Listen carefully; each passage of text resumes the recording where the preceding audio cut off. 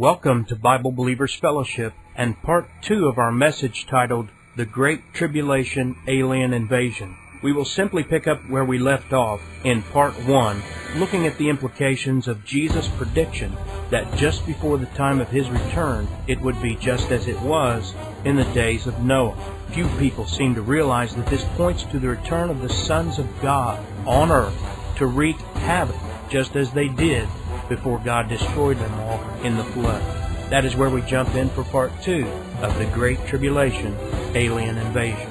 Turn over to 2 Peter real quick. 2 Peter chapter 2 and verse 4 says, For if God spared not the angels that sinned, but cast them down to hell, and delivered them into chains of darkness, to be reserved unto judgment. What's he talking about?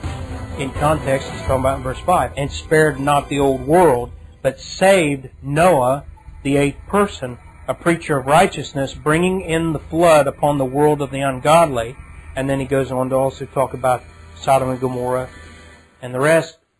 In verse 9, the Lord knoweth how to deliver the godly out of temptation, and to reserve the unjust unto the day of judgment to be punished. So here Peter also makes reference to this time, and he talks about the angels who sinned, and it's at the same time of Noah.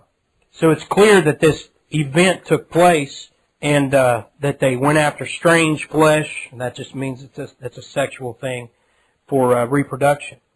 Jesus said that's what's going to happen during tribulation.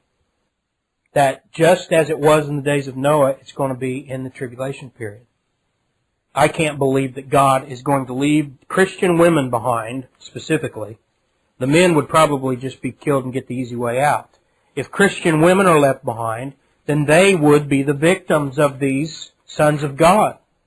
Turn over to Revelation chapter 12. And we're going to see Revelation explains these sons of God being cast down to earth. In verse 3, And there appeared another wonder in heaven, and behold, a great red dragon, having 7 heads and 10 horns and 7 crowns upon his heads. Then verse 4, And his tail drew the third part of the stars of heaven, and did cast them to the earth. Now, stars is a reference, just as we saw in Job 38 and elsewhere. Stars refers to angels, unless the context clearly refers to those heavenly bodies that we see shining at night. Now, we know the stars that we see in the sky tonight, they're not going to be cast to earth. Most of them are bigger than our sun. And if they were to be cast to earth, that would melt the earth. The melting of the earth doesn't come till a later point. At this point, these are angels. And that's why it says, with his tail, he drew a third part of the stars of heaven and cast them to earth. And the dragon stood before the woman which was ready to be delivered, for to devour her child as soon as it was born. Now, jump down to verse 7. And there was war in heaven. Michael and his angels fought against the dragon, and the dragon fought and his angels. There's angelic war going on.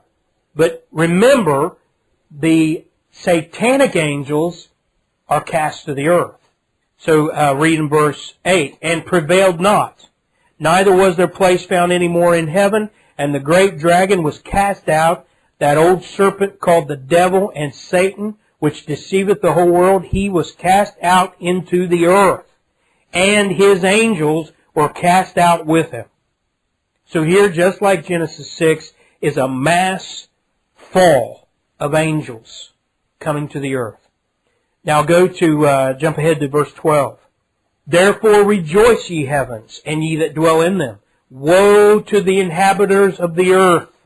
Now, if you're not pre-trib, you need to read, Woe to the church. Because if the rapture hasn't taken place, then the church is going to be suffering this. But the church isn't here.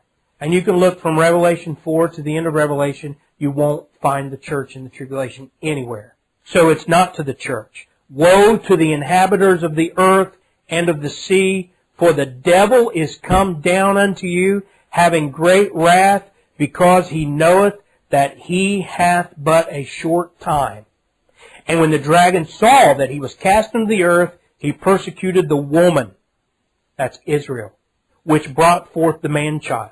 The Catholics try to claim that woman back in verse 4 and 5 is Mary. And that's asinine because not only in the context back there it doesn't fit, but right here it doesn't fit. He's not going to be attacking Mary. He's going to be persecuting the woman, Israel, who brought forth the man-child. Jesus was an Israelite.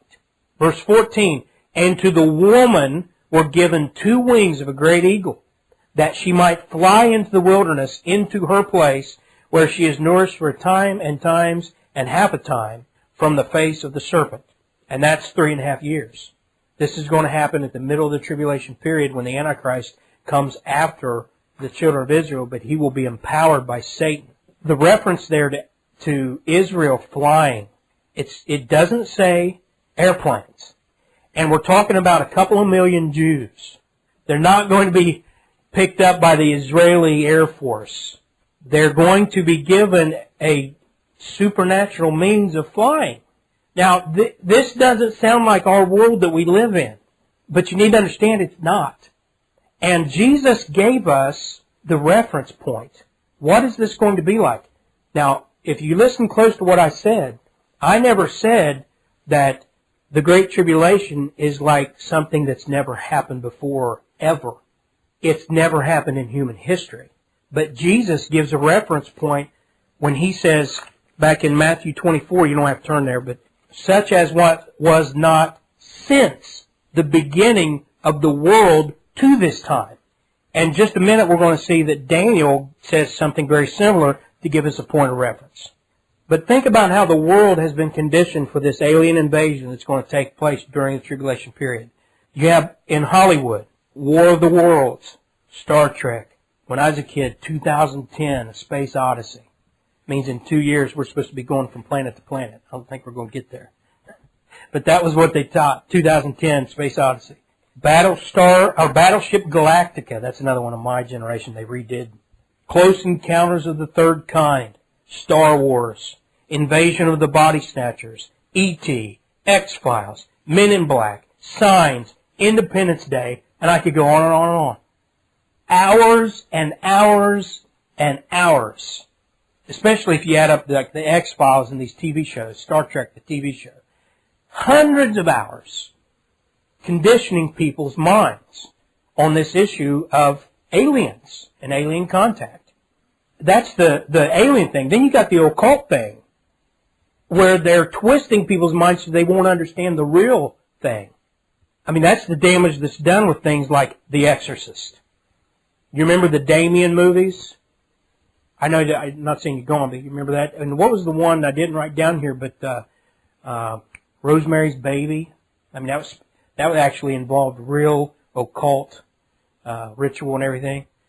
Ghost with Patrick Swayze and Demi Moore, where it was, and Whoopi Goldberg, and it was this real touching tale. It totally would have did confuse a lot of people with what they taught in that movie about spiritualism.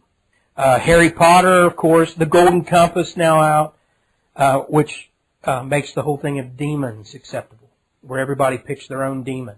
Kyle XY is a recent series about some dude just showing up out of the sky without a belly button. Isn't that interesting? Well, then you look at the TV networks. Every one of them, you can Google this, go on the internet and find it. ABC, NBC, CBS, CNN, Fox Network, Fox News, History Channel, A&E, PBS, Discovery, on, Travel Channel. All these networks have done dozens of hours just on the UFO, psychics, the occult, all this stuff. In Acts chapter 7. And something that's really taken off and become big in the world today is idolatry. Of course, no one wants to call it that. But you got your little Buddha. And the Hindus have millions of gods represented by little idols. And the Roman Catholics worship Mary and the saints. And they have their idols. And you can go down to the St. Michael's and see their little grove with their idols right down the street.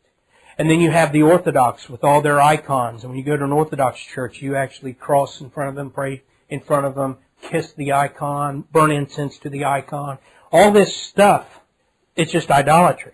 And Stephen says in verse 43, he's talking about Israel in their days of apostasy, and he says, Yea, ye took up the tabernacle of Moloch and the star of your god Remphan. Figures which ye may